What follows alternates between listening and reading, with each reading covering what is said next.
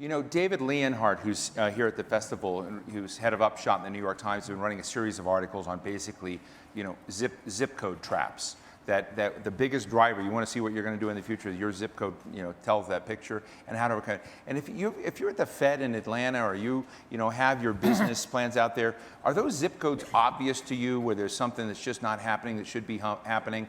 Do you know, think collectively we avoid those zip codes? Do you think there ought to be war rooms to figure out how you penetrate those zip codes and change the vectors for people there? Zeynep? I don't know. You don't know. All right. Well, no, I mean, mobility is going to be, look, I think you're going to start with education, Yeah. providing opportunity. The other thing you can do is create a cheaper infrastructure in America where people can have, you think about a family's income statement, what the problem we're having in this failed economic recovery we have so far, the top 40% are doing pretty darn well. The bottom 60% have household wages that are generally flat. The answer is not to redistribute income. The answer is to provide more growth, more opportunities, more jobs.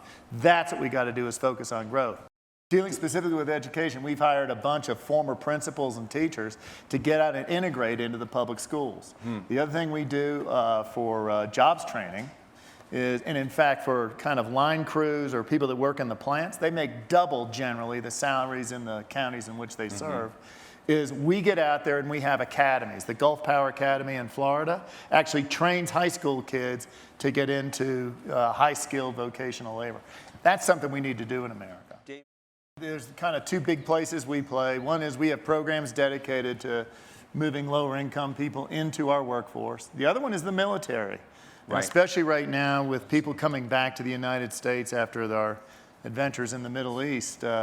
We're, I think, the largest employer of military employees in our industry. We hire, I think, 11% of current employees have military experience. Last year, 14% new hires were military. We have had since 1912, I think, kind of a motto that says, we are citizens wherever we serve. And citizens in the broadest context, meaning the communities have to be better off because we're there. That is all wound up in a how concept, not a what. Look, it's not just government, it's us. I mean, we do the energy assistance programs. You know, the other thing we do, our 4 companies, major utilities in the Southeast, we're actually all across the southern U.S. with competitive power. But the 4 companies in the Southeast had the highest customer satisfaction ratings in the United States last year. And that's because we work with people.